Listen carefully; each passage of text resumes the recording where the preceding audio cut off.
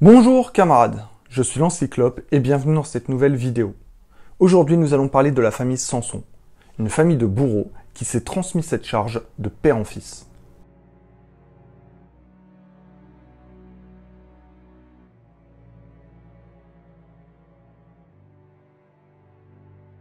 Les bourreaux étaient chargés de faire exécuter les sentences prononcées par la justice, que ce soit torture, flagellation ou mise à mort. Les bourreaux étaient rejetés par la population. Ils devaient habiter en dehors de la ville et leurs familles étaient tenues à l'écart du reste de la population. Leurs enfants étaient exclus de l'apprentissage et leurs femmes n'avaient pas de vie sociale. Ce rejet de la population allait très loin, à tel point que dès que le bourreau touchait un bien comestible, il devait être nettoyé car on considérait le bourreau comme impur. Les avantages du bourreau étaient un salaire au-dessus de la moyenne, et surtout le droit de havage. Le droit de havage permettait au bourreau d'aller au marché et de prendre gratuitement tout ce qu'il pouvait mettre dans sa main. Il était très compliqué de trouver des personnes acceptant de remplir ce rôle. C'est donc de père en fils que se transmettait la fonction. Les mariages se faisaient aussi entre familles de bourreaux. L'histoire de la famille Samson commence sous le règne de Louis XIV. Charles Samson, ancien officier, devient aide du bourreau Pierre Jouenne après son mariage avec la fille de celui-ci. Un procès-verbal, datant de 1675, mentionne que lors d'une exécution, le bourreau Jouenne a laissé son beau-fils se charger de la tâche. Celui-ci s'est évanoui et a ensuite été hué par la foule. Ce n'est pas le meilleur début. Il restera aide-bourreau jusqu'en 1688, où il prendra la place de son beau-père et devient le premier représentant de la lignée des bourreaux Samson. Il va exercer son métier pendant un peu plus d'une décennie. Vers 1696, son fils, Charles Samson II, devient son aide-bourreau. Le père démissionne en 1699 et le fils prend sa place. Charles Samson II procède à sa première décapitation le 19 juin 1699 à l'âge de 18 ans. Il devient bourreau officiel de Paris en 1707. Sa nouvelle fonction lui permet de participer à des exécutions célèbres. Il roue vif le comte de Horn, cousin du duc d'Orléans, et va présider l'exécution du célèbre bandit Cartouche, personnage sur lequel nous allons consacrer une vidéo prochainement. Charles Samson II décède en 1726.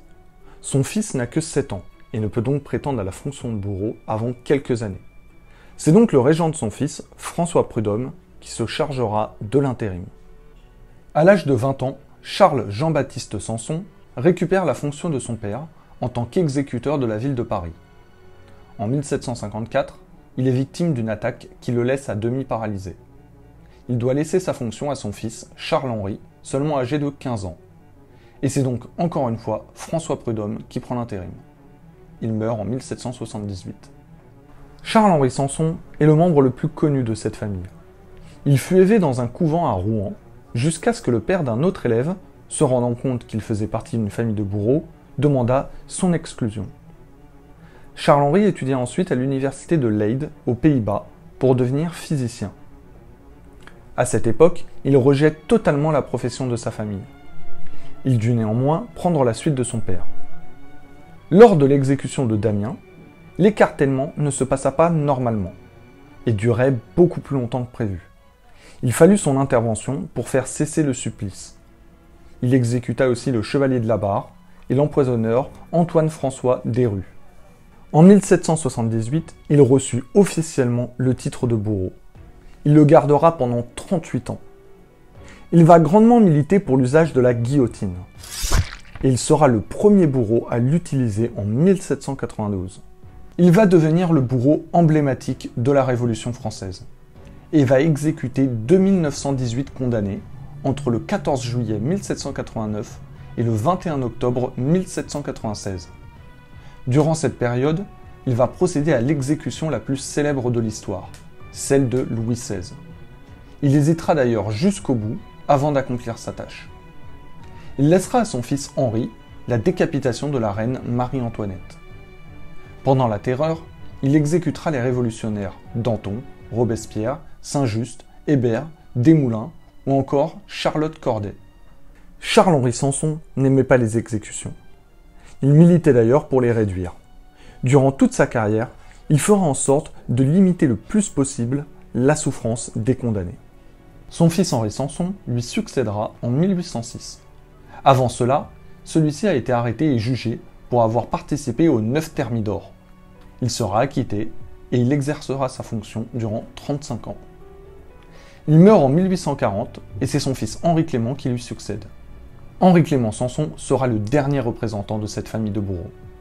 Durant sa carrière, seules 18 exécutions seront pratiquées à Paris. Il fréquente beaucoup les casinos, perd beaucoup d'argent et accumule les dettes. En 1847, il est incarcéré pour dette à la prison de Clichy. Henri Clément Sanson était homosexuel et quand ce fait fut connu, il fut viré de son poste. C'est ainsi que se termine l'histoire de la famille des bourreaux Sanson. J'espère que vous avez apprécié la vidéo. N'hésitez pas à vous abonner et à partager. On se retrouve bientôt pour une nouvelle histoire. Ou pas. À la prochaine, camarades!